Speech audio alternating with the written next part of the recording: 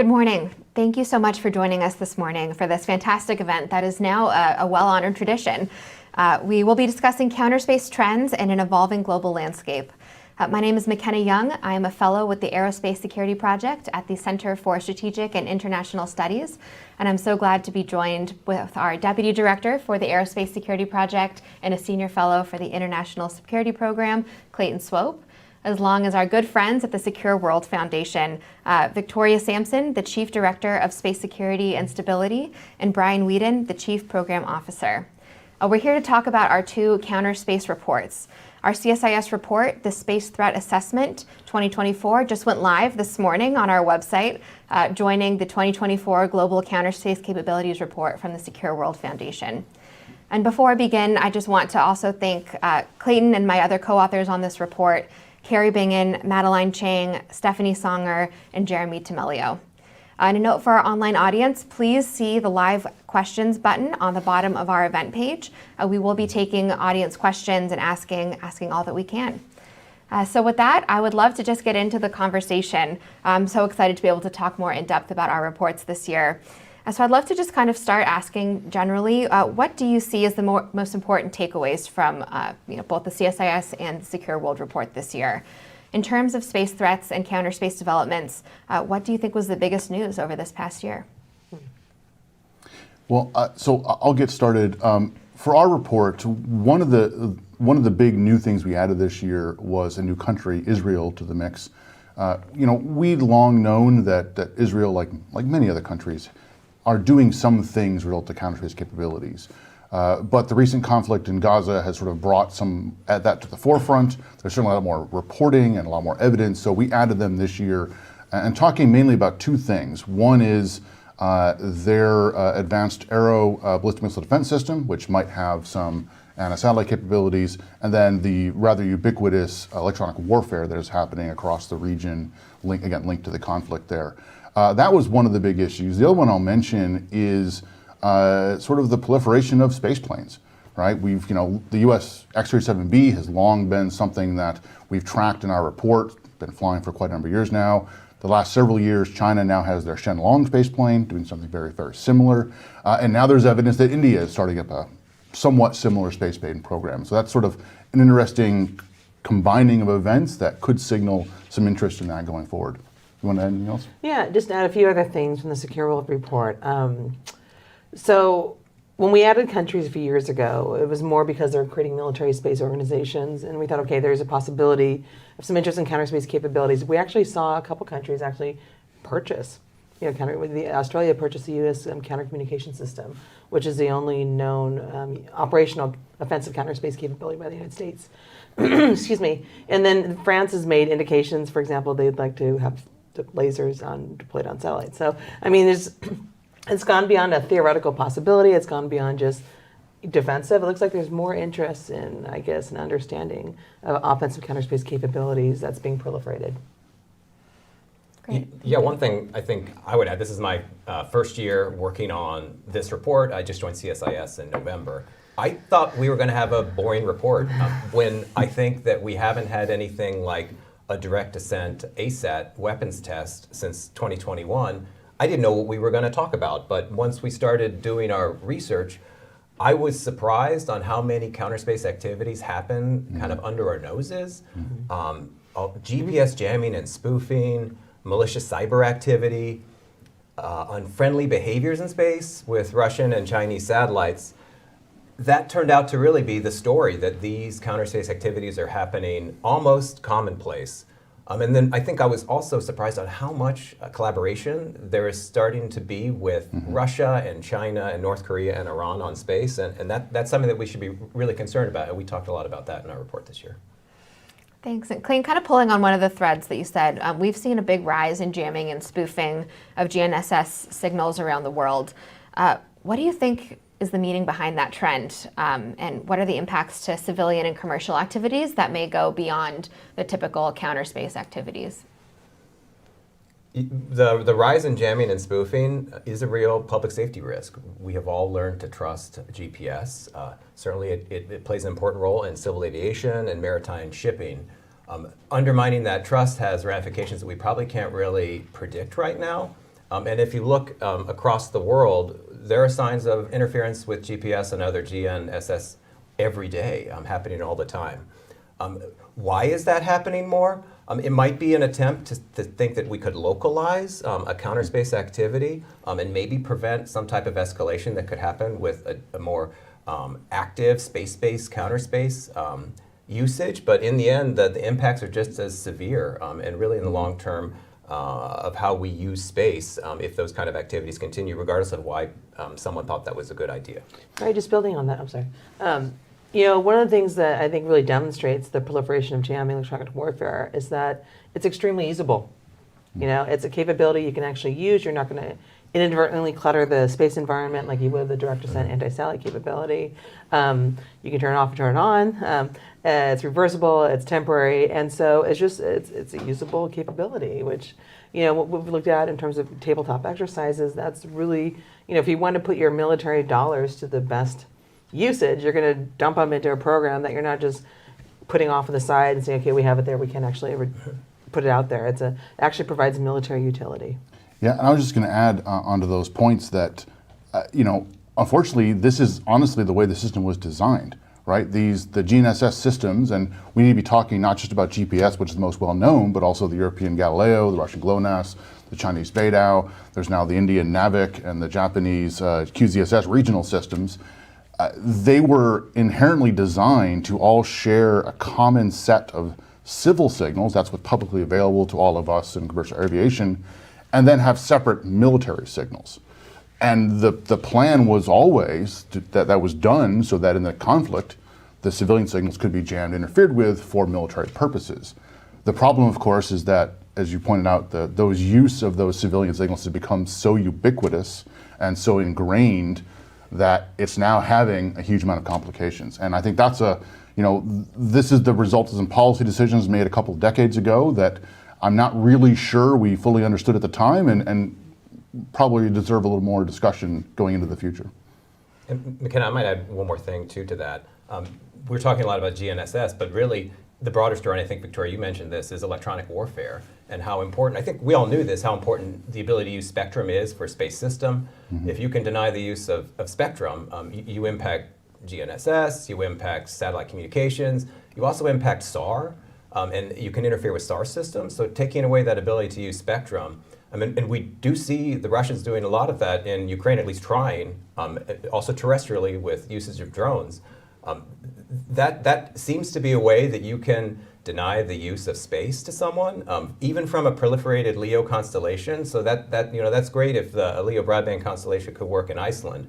But if your adversary wants to use it in Ukraine, and you can deny them the use of that capability, whatever that is, of any of those type of space systems in that area, you've effectively defeated the ability of that system to work. And it doesn't matter how resilient it is globally. If you can defeat it in that one area, you've really done what you wanted to do. So that is also potentially a dangerous trend with jamming. Yeah. Thank you. And I do want to talk about, too, so I know that it was a quiet year with a lot of this cyber and electronic warfare happening kind of under the scenes of maybe the public eye. There was one very public event this year, though. I think we all know that we're going to get asked about the Russian nuclear space weapon that kind of took the U.S. by storm a couple of months ago. So recognizing that we don't have all the facts about this, and our reports are unclassified or not classified whatsoever, what do you all think is the driver for developing capabilities like this? Would this give Russia an advantage over the United States? Do you think, we've seen reports coming out that, China may be helping in some technology development? Do you think that China may be developing something like this? Kind of what's your take on this whole scenario and where this might lead in the future? Sure, well, just to recap, for those of you fortunate enough not to have been deep in the weeds on that one. Wait, what are we talking about? I know. Sorry. So, Valentine's Day, suddenly there are a bunch of news stories and reporters calling saying, the head of the House Intelligence Committee tweeted out there was a grave national security threat to the United States. Wouldn't say what it was, but something to deal with. And so reporters were calling us saying, we've heard it has to do something with Russia and space and nuclear. And so it was a game of Mad Libs for a while. We were trying to figure out what could it be. And so we were saying, well, thinking about it, maybe we've had some parts in our report previous years talking about the space-based jammer, That could be nuclear powered. I'm like, okay, that's a possibility. That could be something that could be done.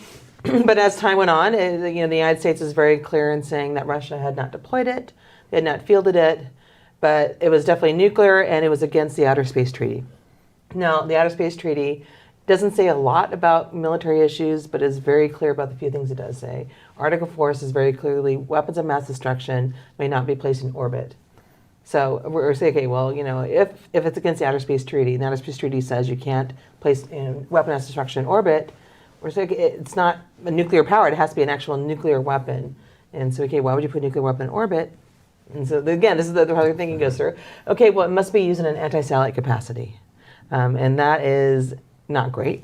We've seen, 1962 Starfish Prime nuclear explosion that the United States had, that nuclear weapons can actually interfere and even destroy satellites, not just from the sheer force of, the first explosion, but the amount of radiation that's released. And then eventually, I think at that point it took out about 6 to 8 satellites, which doesn't sound like a lot, but 1962 there actually was a lot of satellites. And, just translate that to now, where there's thousands and thousands of satellites in low Earth orbit. It could be extremely damaging. It could be extremely escalatory. Yeah, and just to build on that, we had there's very little public information on what this actually is. So we're definitely doing some speculation here. But in terms of why someone might develop this, going back to the point you made earlier, Clayton, the rise of the proliferated constellation, which is a way to basically eliminate the threat of a destructive anti-satellite weapon. Because if you take out 1 or 2 or a handful of satellites out of 5,000, it really doesn't matter all that much for the immediate effectiveness of the system. Instead, you attack that kind of a capability with electronic warfare, with cyber, and potentially through things like broad EMP in space or a detonation that might boost the Van Allen radiation belts. And if those are commercial satellites and are not radiation shielding, so that is one potential rationale. This is somehow a response to the rise of proliferated constellations. The challenge there, of course, is that it's still extremely indiscriminate, right? So you detonate a nuclear weapon in space, it's not going to affect just the opponent's satellites, it's going to affect everybody's satellites, potentially for a long time. And so it's still a bit of a mystery why Russia or anyone would be contemplating this. Yeah, and my thought is, a lot of what we're basing this analysis on is that statement, the Kirby press conference, that this is a violation of the Outer Space Treaty. I think I would have very different opinions without that data point. Absolutely. I might think, is this a nuclear-powered capability? Correct. Electronic warfare, jamming from space, that is something that we probably should be concerned about. And given that we talked earlier about the rise of electronic warfare use, particularly targeting space systems, I don't think I have any doubt that Russia would use that capability if they had it, and probably use it on a daily basis. But Brian, exactly to your point, if it is just something that could be done today with an ICBM, talking about Starfish Prime, something that we could do in the 60s, Victoria, it doesn't seem like it really changes the calculus, either at a local level in, say, Ukraine, or then even on a strategic level globally. Mm-hmm. Now, something that we talk about in our report is that Russia, may be seen as a declining space power. A lot of their capabilities are, Soviet era that they've maintained. Do you think that this may be an indication that they would be willing to risk their space assets to kind of hold everyone's hostage in orbit? I would see it as kind of an end of game type thing, end of regime. They say, okay, no, nothing left to give. All right, let's just do it. Because, it is it's still a nuclear weapon going up in orbit. Even if there aren't people up there. Well, and actually there are people in the space station, including Russian cosmonauts. But even so, if you're not saying, okay, there's not, the same thing as nuclear bomb going off over, Washington, D.C., it's still very escalatory. I think it would provoke quite a response, probably something on terrestrial level. And, again, Russia's got 200 plus satellites themselves. They do have dependence on the early warning system to a certain extent. So, it would be shooting themselves in the foot. It would definitely be hurting themselves to hurt the United States. And that's just not something I think anyone would undertake lightly. Well, and a point of that, also you mentioned earlier, growing collaboration with Russia and China. China is on the opposite course and is building up a huge amount of space infrastructure, commercial, civil, and national security. I would love to know sort of what sort of back channel discussions there have been between, the Chinese government and the Russian government about this potential capability, saying, hey, excuse me, what? And I think these are reasons, Brian, why maybe this just never really added up in my head on why this made sense. And I think it's easy to just say, well, Putin doesn't make any sense, and the way that he thinks doesn't make any sense. It's the last ditch option, I think, Victoria, to your point, which all could be true, but that doesn't necessarily mean it's what we're seeing here. We just know so little about what we're talking about here that it does feel like it's very easy to have a really wide aperture of speculation and trying to fit the pieces together, even though it's very difficult. Mm-hmm. Yeah, and so kind of, Brian, as you mentioned, the other side of the coin is China, who's been really ramping up their space activities in every domain, civil, commercial, military, and whatever combination there is between that. They've been doing, launching a ton of satellites, really kind of matching and approaching things differently than the U.S. does. Brian and Victoria, something that is unique about your report when it's compared to ours is that you do talk about the U.S. I'd love to kind of hear your perspective on how the U.S. is approaching looking at these capabilities from China and Russia, what we're developing that you're able to talk about in your report. I know that you noted that the U.S. does not acknowledge the development of any co-orbital defensive or offensive weapons systems. So I'd love for you to just kind of unpack that data point that we typically don't touch on. Yeah, it's an interesting question, right? The U.S. at once is the most public about its military and national security space policies and strategies and systems, but there's also this whole entire area they don't ever talk about. As Victoria mentioned earlier, the only publicly acknowledged offensive counterspace system the U.S. employs is called the CSIS, right? The counter communication system. It's been around for a while. There's a couple of antennas that are used to interfere electronically with satellite communications. But there's, of course, always been a lot of discussions or concerns about what else is going on. I think this year we made a slight tweak to saying that while there's nothing publicly acknowledged, there probably is some new offensive counterskills being developed by the United States. That is based on public statements from various senior leaders, both political and military. It's based on just an assessment of the situation and the fact that China is developing a lot more space capabilities of its own for command and control, for ISR, that the U.S. would probably want to interdict in some way in a conflict. But I think the caveat there is the U.S. is still the single biggest user and reliant country on space, and they just don't, and it would be counterproductive to design some destructive systems, right, that are going to blow a bunch of satellites.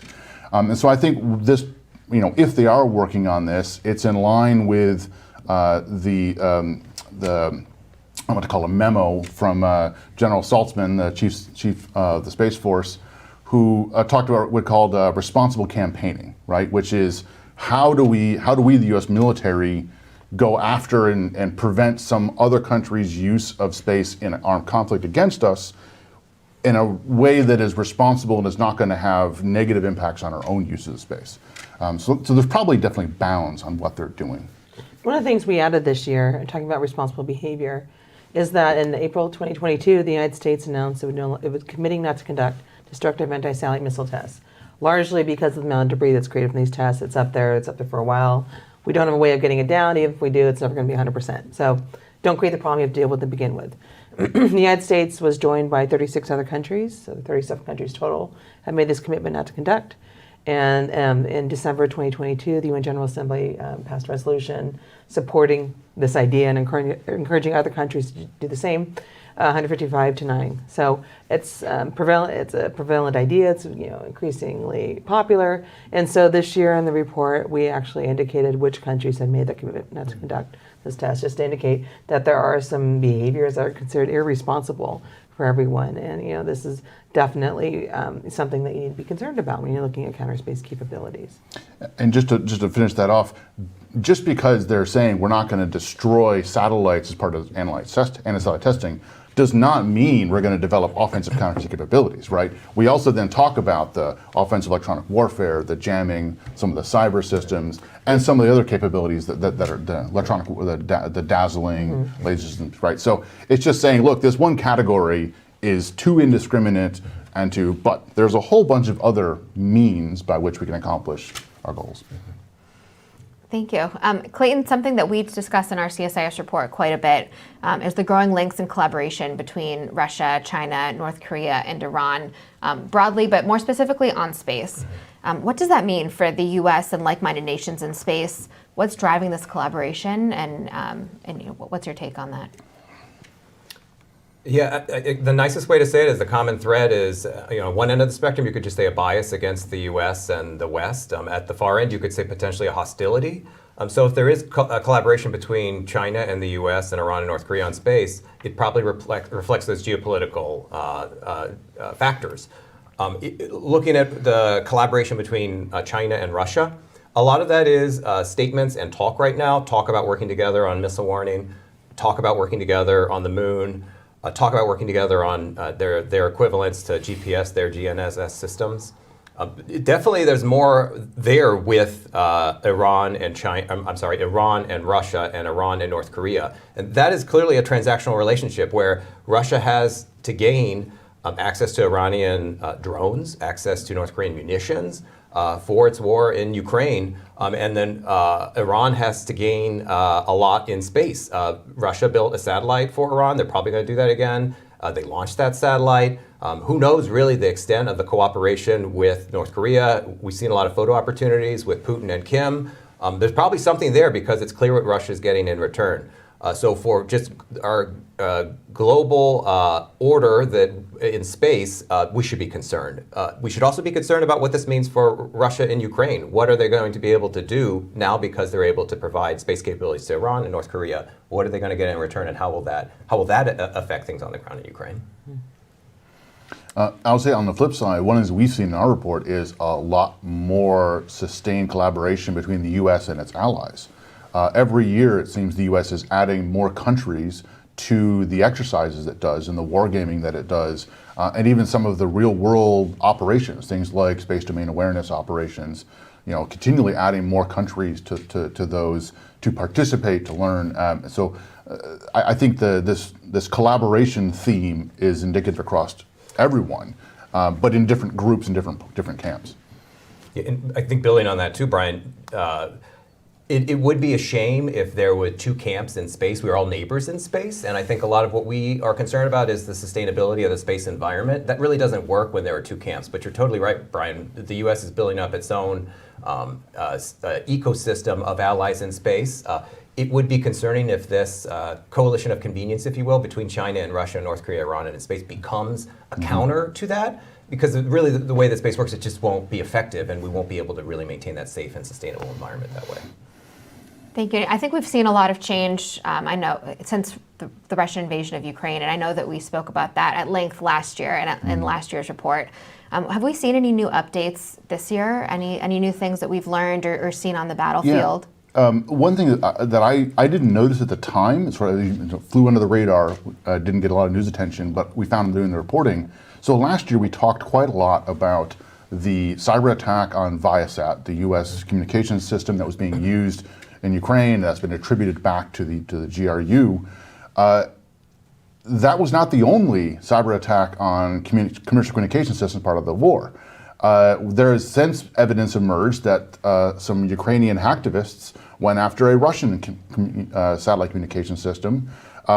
Doesn't appear to have been as effective, but it seems to have had an effect in terms of not attacking the satellites themselves, but a similar attack against the ground infrastructure and ability to use those signals and communications. And of course, there's a significant amount of circumstantial evidence of cyber attacks against Starlink, and very likely other US, European commercial systems that are being used by Ukraine as part of the war effort. So that's something that we saw in our report is, yes, there's the big flashy thing we talked about last year of Viasat, really important, but there's a bunch of other cyber attacks that are going on as a result of this against space systems. Which again goes back to the idea that there's certain counterspace capabilities that are deemed to be usable. With the cyber attacks in particular, you can deny you did it. Russia has never acknowledged the Viasat attack, even though we all know they did it. You can deny it. It's reversible. It doesn't create debris. Again, this is played out in tabletop exercises ad nauseum, and we're seeing a real life example that these sort of things they're usable, and then countries like to find a military utility from them, which is, understandable. I'd prefer that rather than, destructive stuff. But having said that, there's no real idea of what responsible behavior is. Like, where do you draw the lines in this sort of thing? You could have an inadvertent escalation if you don't have at least a common concept of what is considered, standard behavior, what's a norm, that sort of thing. Yeah, Victoria, the usability piece. You don't need space launch to do a cyber attack. You don't need space launch to do an electronic warfare attack. You don't need space situational awareness or domain awareness to do either of those either. So I think, like you said, it is a low bar for entry. So countries that maybe we wouldn't think about having a counter space capability all of a sudden do and can disrupt our ability to use space just as much. We talk a bit about that in our report, how you don't really need these exquisite systems to do a lot of these counter space activities. Thank you. In the last 6 months, we've seen another conflict start to unravel in the Middle East between Israel and Hamas. Are there any similarities or differences to point out between the conflict and how space has impacted operations in Israel versus in Ukraine? Well, I'll sort of expand on what you mentioned earlier, which is electronic warfare side of things, right? We knew this was going to, we have seen ubiquitous use of electronic warfare in pretty much every other conflict over the last 10, 15 years. Syria, what the Russians are doing in Syria, as well as Ukraine, which has been going on for, I'll remind everyone, much longer than just 2022. And of course, now that's coming back in Israel, in the Middle East, as a result of the conflict in Gaza. Strong suspicion that is because the concerns by both sides over the ability to use GPS for targeting, for navigation, and just, as I said, sort of assuming a conflict, it's going to go away. The problem is, of course, there's a lot of civilian uses of these same systems, primarily commercial aviation, and that is having some significant impacts.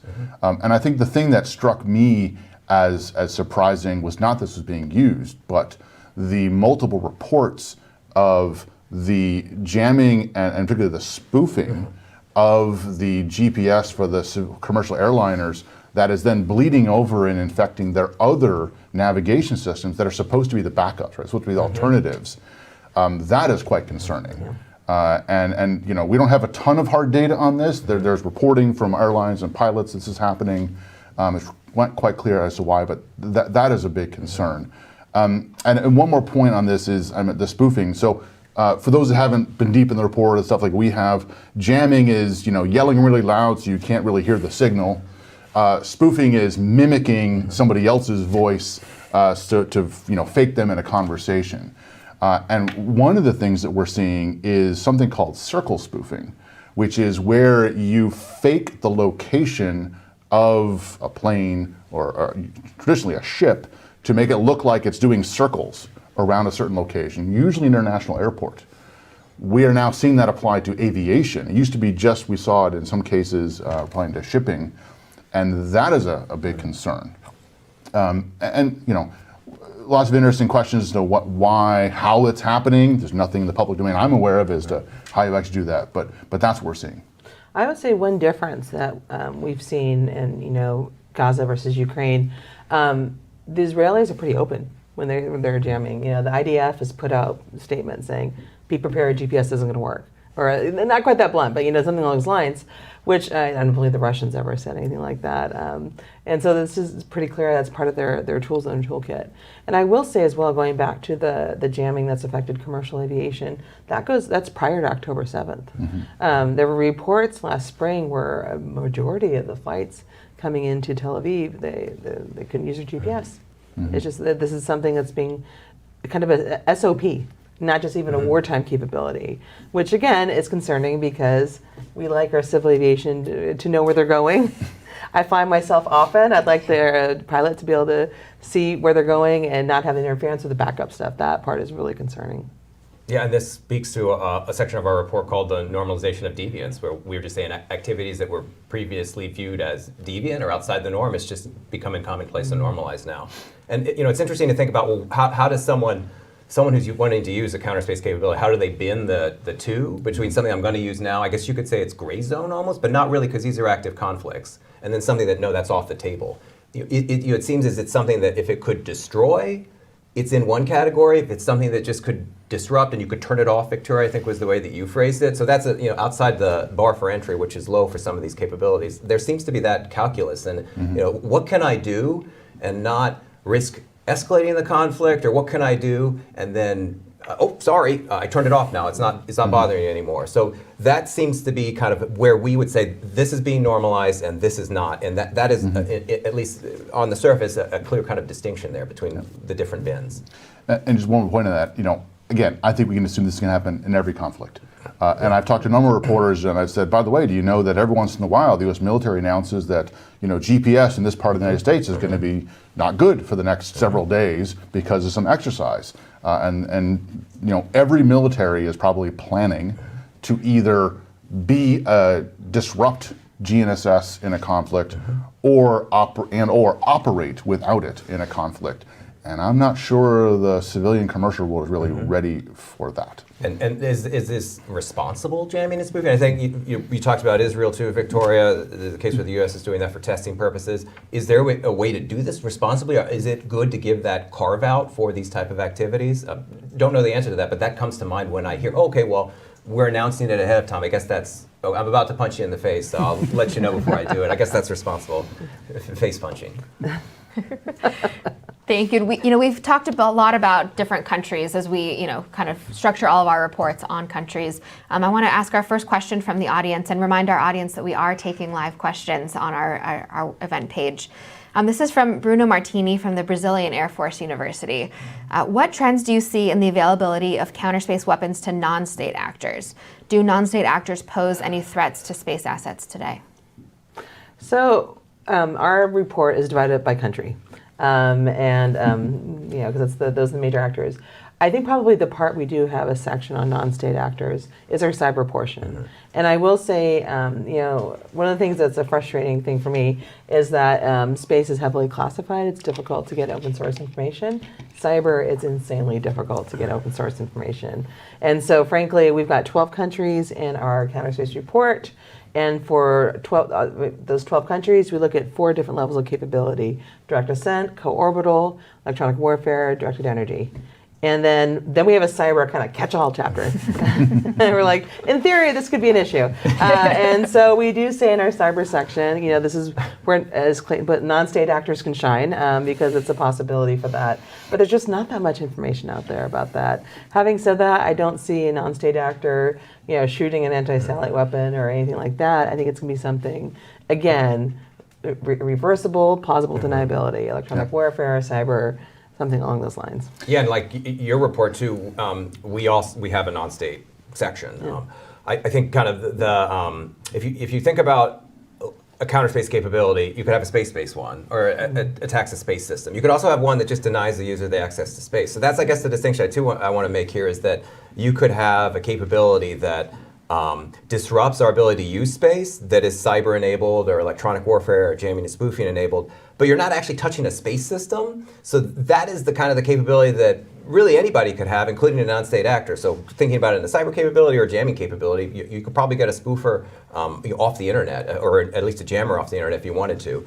And it's very accessible. So it's not a question of necessarily who's going to have the ability to shoot down a satellite. You don't have to destroy a satellite to have that impact. It's who wants to have that effect to disrupt the use of space, and they could probably have it, and it's a lot more accessible now than it has been in the past. Yeah, just so 2 examples of this from our report. I mentioned earlier that there was a bunch of Ukrainian hacktivists, right? So not officially part of the government, sort of concerned citizens who apparently were the ones who hacked into this Russian commercial communications satellite system. We've also have some details in ours about hacker groups that have used satellite systems to exfiltrate data. So they will compromise somebody's home satellite internet system and then use that to exfiltrate the data they've stolen from some other organization as a way to cover their tracks and to hide what's going on. So we've seen that happening as well.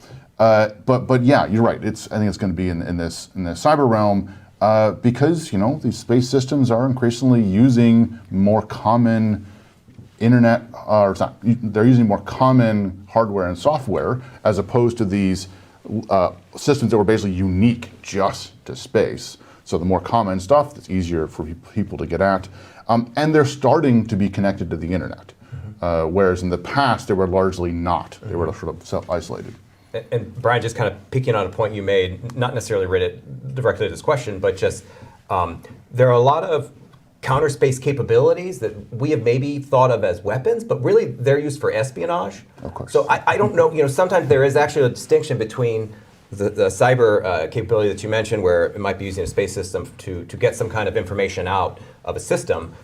That's not necessarily a weapon. Granted, a cyber exploitation could be both a weapon, but also be a way to do espionage. So it's kind of another area where we see, even satellites probably conducting espionage. Is that a weapon? Should we look at that capability differently than we look at one that we say that's an actual weapon? Because in the domain here on Earth, we usually treat espionage differently than we treat a weapon use. So extending that to space, I think we look at a lot of Counterspace capabilities maybe a little differently if we look at it at that level. Though we still talk about those in our report, but we do say, hey, some of these things are for espionage. It's not actually a weapon. Absolutely correct, yeah. Thank you. And so, talking about that a little bit more, Victoria, you said cyber is kind of a catch-all. It's really hard to see who's doing some of these attacks. How does that go for jamming and spoofing? These can also kind of be these invisible attacks that we can't, you don't see a missile hitting a satellite, you don't see where it's launched from. How difficult is it to attribute jamming and spoofing?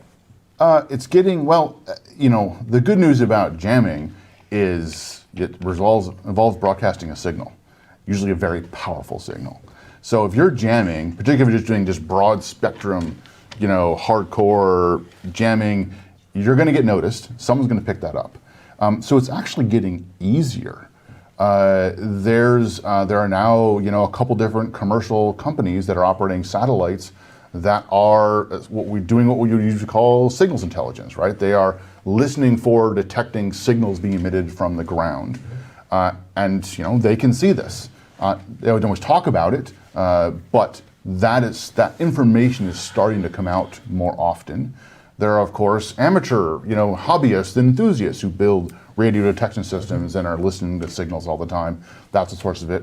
And then the third source that's really come out is there's a couple of websites that are using public ADS-B data. So ADS-B is a system in all commercial aircraft where they report their location that's derived via GPS, reported via satellite, and that data is largely public, and there are now systems collating that and looking at where aircraft are reporting errors, and that is a sign of jamming or spoofing in that area. So that's starting to get easier, but it's still not that easy, I would say. Right, and then, we don't go into this in our reports. We just identify the problem. We don't try to solve anything. We're just spelling out what we know. But if you identify someone's jamming, if you can triangulate it back, as Brian said, you can go to the National Telecommunications Union, the ITU, and put a complaint in and say, we have information that indicates there's jamming coming from country X.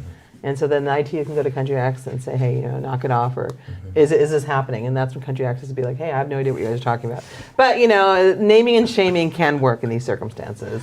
But also, in theory, I guess a military response, you know where to go. But yeah, so there are ways in which to handle it. And I think that indicates that it is somewhat easy, as Brian said, comparatively speaking, to identify. Thank you. So another question from the audience, Shelley Mesh from Inside Defense. Do you think the U.S. and other countries should be more open about the counterspace capabilities they're developing? And should the public have more access to this information beyond just our two very thorough reports?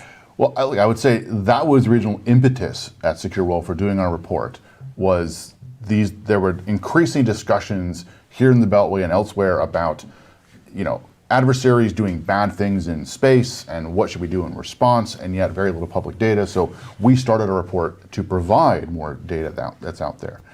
That's, as I said before, the US is the most transparent of anyone, except maybe the French. The French seem to be extremely, we're going to go do this. Uncomfortably transparent. In some ways. So the US, I think, is. And of course, there's obviously a level of detail that does not need to be made public about, specifically how this works. But I would say if it's a capability that could have implications for commercial use of space, the growing commercial space sector is a really big, important thing for the United States, economically, politically. if if it may jeopardize that, then I think there maybe needs to be a little more public discussion of some of this. But it's difficult, right? Because space, these in the U.S. space security and national security space was in some ways born classified, right? And then even more so in the 1960s when pretty much many things were made classified. So, and you've heard senior leadership talk about this, right? The last several 4-star leaders of Air Force Space Command, U.S. Space Command, and the U.S. Space Force have all said there's a problem with overclassification. It's very difficult to change. Yeah, I mean, they all say it. They indicate they're going to be better about it. But then you have something like the Space Posture Review that comes out last year, and there's no unclassified version of it. And even the Nuclear Posture Review is a unclassified version. Why is space so different? And so to answer the question, I think it should be better. I think it should be more open, more transparent. You can't deter what people don't know about, for nothing else, from a military utility perspective. But also, I think in some cases, wasn't there a movie about that? I seem to recall. But I mean, I think it's also in some cases it's actually harming U.S. interests, in other efforts, in diplomatic efforts. For example, the X-37B. The United States has been very not open about what it is, kind of tight-lipped, and does things like chuck satellites off and then doesn't register with the United Nations, and stuff like that. And then it's used against the United States in diplomatic conversations where Russia and China points to that, and they say, well, what else? You're hiding something here. You're not being open and transparent. What else are you hiding? And then and frankly, I don't think there's anything actually offensive about the X-37B, but I sure can't prove it. And if I can't prove it, other countries can't prove it as well, in which point, competitors in the United States are going to definitely use it to their advantage. Yeah, and to jump on your deterrence bandwagon, Victoria, that was exactly what popped into my head with this question. I don't know how we can effectively deter an adversary for doing something in space or a deterrent effect on Earth if the adversary doesn't quite know what we're going to do. There's a value to some ambiguity, but not so much ambiguity that the response is not clear and the capability is not clear. And really to have that deterrence, and I do hear deterrence used a lot with regards to space, it's kind of like a catch-22 to me to a certain degree, and there must be some awareness of what we are capable of doing in order to have that deterrent effect. Mm-hmm. Now, talking about kind of deterrence and maybe shifting a bit to defense, do you see actors developing the capability to defend themselves or their space action from counterspace threats? Well, that's honestly harder to analyze. There's less data, I would say. But that itself is a very complicated subject, right? The space community has been talking this word of resilience for a very long time now. That has theoretically been the U.S. military's strategy for 10 plus years of how they're going to approach. But how do you get to that, right? Well, proliferated constellations is one way, multiple constellations, multiple orbits another way. There's lots of ways to do that. And that is a type of defense in a way, right? That is a system architecture way to defend against certain types of attacks. But beyond that, it's very, very difficult. There's discussions of, well, maybe we make satellites more maneuverable, right? We give them more fuel so they can move out of the way of satellites, and the U.S. military got a whole big push on that at the moment. My quip about the French, they seem to be going a direction where they're look to be putting systems on their satellites or flying satellites with systems to more actively defend. So if you think about the analogy here is, if you're flying a fighter jet in a war zone and somebody fires an aircraft missile at you, you can use flares and chaff to confuse the tracking of it. You have some sort of electronic communications, electronic countermeasures pod that might interfere with its signals, all to try and confuse. And then you can move and kind of dive and out of the way of it. All those same things are being now considered for satellites. And although, again, there's very little data actually talking about how they're doing or even how effective they might be. But definitely entities are thinking about that. Yeah, and I think it's difficult to say, well, what is defense? Not to get all philosophical this early in the morning. But I mean, it's not an easy, black and white binary issue. And I think, but just the sheer fact that a lot of countries are looking at mission assurance, whether that's by space or other means necessary, I think that's an indication that they're trying to defend or at least ensure that they can get those capabilities one way or the other. Mm-hmm. Thank you. We have another audience question from Tim Fernholz from Payload Space. This is a tough one. Satellite operators who provide services to national security customers are increasingly worried about potential state threats, whether jamming, electronic warfare, or even kinetic responses. Should the U.S. indemnify companies who provide these services to U.S. forces abroad? What do you think that would look like? I know this is a hot topic in the space policy So Tim community. basically wants us to solve the thing that the U.S. government has been grappling with the last several years, right? Exactly. We have about 15 minutes left. So. I'll just say that's very challenging, and one of the reasons is when you concerns about what sort of behavior that might incent or create as a result, right? There's a classic problem in economics, the principal agent issue, where somebody might be taking an action, but they may not bear the costs of it or the effects of it. Somebody else was, and then they might then take an action that results in costs somebody else bears that is maybe weren't thinking that through. I'm sure that is foremost on the minds of the U.S. government. There's of course also laws in place about how the government does procurements on an annual basis and how the government creates fiduciary requirements that maybe step outside the annual appropriations process. It's really, really complicated. Yeah, I will point out, I'm sorry. No, go ahead, Victoria. So DoD just released its commercial space integration strategy this past week, or 2 weeks ago. Then Space Force released theirs last week. And so they do talk about this a little bit. I think the phrase they use is financial assistance, not just indemnification, because they want to include both. And basically they're saying, we're looking into it. So it's something they're thinking about. But I will say, this is, even though it's become much more prevalent, I think more obvious, the commercial sector is involved in these active conflicts. They've been part of it forever. This is not new. I remember, in Afghanistan, when they first started using, drones, UAVs became really popular. I think commercial satellites were carrying 75% of DoD military communications, and that was 20 plus years ago. So this is not a new issue. We should have solved it by now, I agree, but it is not a new issue. I think it's just become much more uppermost in people's minds. And I think I'm concerned that even if a space company is not providing a service to the U.S. government, or if they are providing a service to the U.S. government, to the Department of Education and not DoD, I don't think Russia and China are going to distinguish from that, and that space is so wrapped up into national and economic security that a space company would be a target. I don't think the Russians are going to go to sam.gov and check to see, does this company, XYZ company, have a contract with the U.S. government? They're just going to see that as a capability that the U.S. would use in a conflict, and they're going to treat all those equally.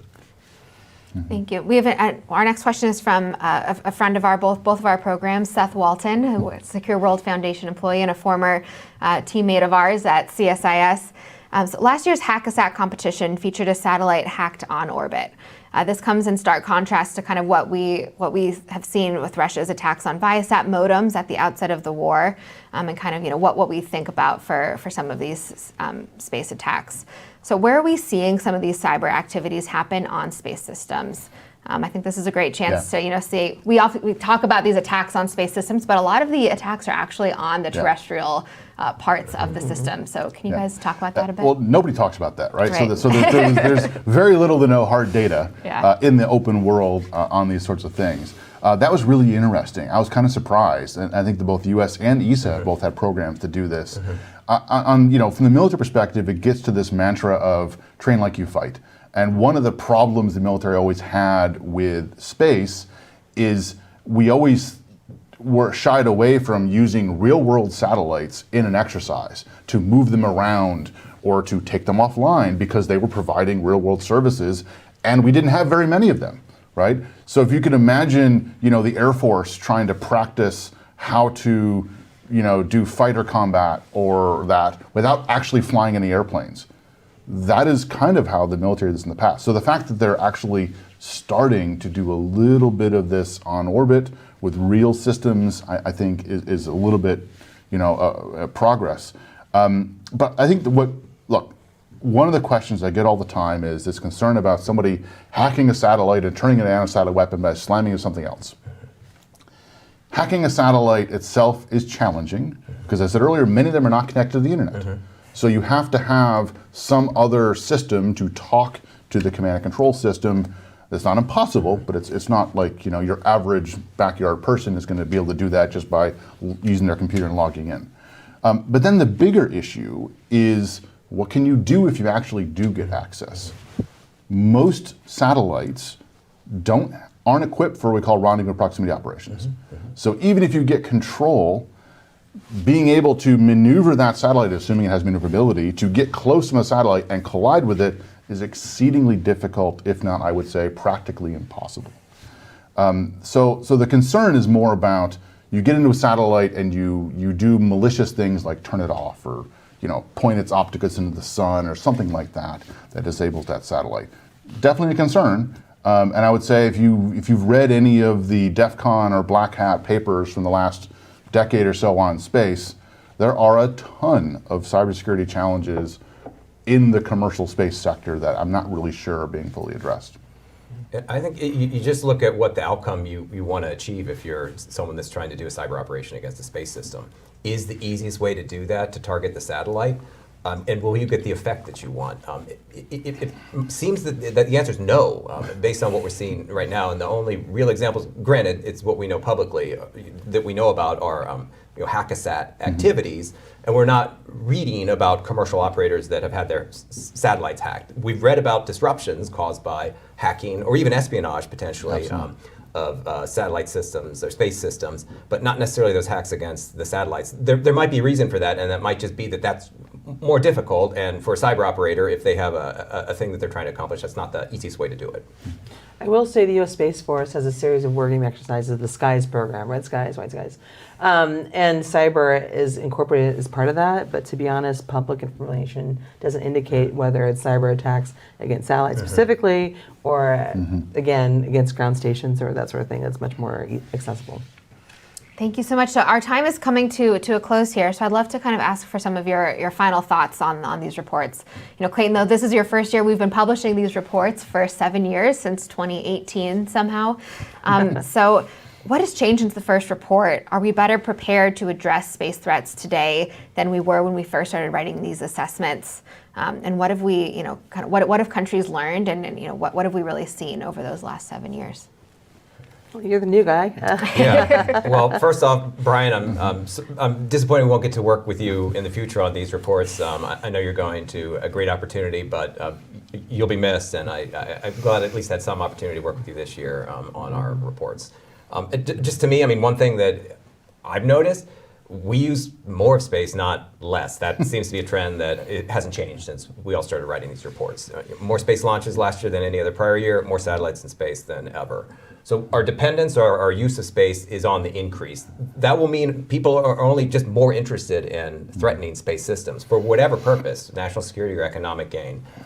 That's an opportunity for us all. It's also a huge concern. I think that growth of what we would say are those the things that are becoming normalized that weren't, that's the biggest thing that I think for me is the takeaway here. What else falls into that category? Can we really start to figure out where that delineation is? What do we do to push against that trend? Because it just seems like this idea that these things are becoming ubiquitous, I think that's the word you use, Brian, that's scary. Or is it too late to put the genie back in the bottle there? So for me, if I had to say this is the takeaway from the report, it's like, where does that go in the future? As our reliance on space goes up, what else falls into that category of stuff that we're talking about next year? This is happening on a daily basis. We may not have another DA ASAT test in the next year. That's great. And we've talked a lot about the threats. So in a lot of ways, I would hope operators and governments are more aware of that because we've been talking about this in a public way. That doesn't mean that we have a response to it. So how do we respond to these, I think, is the biggest thing. I think back to 2018 when we first started, it was a more innocent time. It was before the Space Force, before India had proven themselves to do their anti-satellite test in 2019, before Russia did direct test in 2021. And so it was our report was much smaller, Much smaller. much smaller. We did 6 countries, and now we do 12. So in the past 6 years, we've doubled the amount of countries we've included. We always have a couple countries on tap. We're like, maybe it's their year. We're keeping an eye on them. But I would say just the idea of the proliferation of counterspace capabilities, it's seen as something that major space powers want to have and feel like they need to have. And so I think that's, one of the big changes. And then again, we don't go into this report, but building on your point about, complications, when we started this report in 2018, that was prior to Starlink being launched. And now we've gone, they started launching in May 2019, and now there's over, I think, almost 5,100 active Starlink satellites. I mean, that's been a huge game changer in terms of complications from a space traffic management perspective, from a spectrum perspective, from a close approach perspective. So, I mean, it's really, I guess, I hesitate to say muddy the waters, but it's just, I think it's indicated, it's getting more complicated. And so that's why I think things, if I may be so blunt, these reports are helpful, I like to think, because we hope we help provide some transparency and help, some clarity and at least understanding what we know and what we don't know, and to contextualize what we do know in a way in which that may help with these discussions on the other complicated issues. Yeah, on a positive, I'll say the conversation has changed dramatically since we first did this, right? I mentioned we started doing this because there was no real good data on this. And many of the discussions were, I could tell you, but you have to go to a SCIF kind of a thing, right? So I can say, over this time period, the discussions, here in the DC area among policymakers have changed dramatically. There's a lot more discussion. I would like to think there's a lot more awareness and actual information being used. And I can say internationally, right? So we take our report with us internationally. We translate the executive summary into all the official UN languages. And this year we're going to add Portuguese and Japanese as well. And the international discussion has also changed pretty radically. 5-10 years ago, very few countries could talk, at a substantive level about these issues. In the most recent UN discussions we've seen in the last couple of years on this, dozens of countries are contributing substantively and have experts that are with us. So I think that is a change. Now, are we getting to the solutions part of this? I'm not quite sure on that. But hey, at least we know we're talking about a little bit more, and there's more discussion of it. Great. Well, with that, thank you all so much for joining us. Clayton, Victoria, Brian, as always, it's a pleasure to take an hour out of our days and chat Counterspace. And thank you all for joining us online and for submitting questions. A reminder that you can find our Space Threat Assessment 2024 on our website, and you can find the Global Counterspace Capabilities Report 2024 by visiting Secure World Foundation. So thank you for joining us this morning.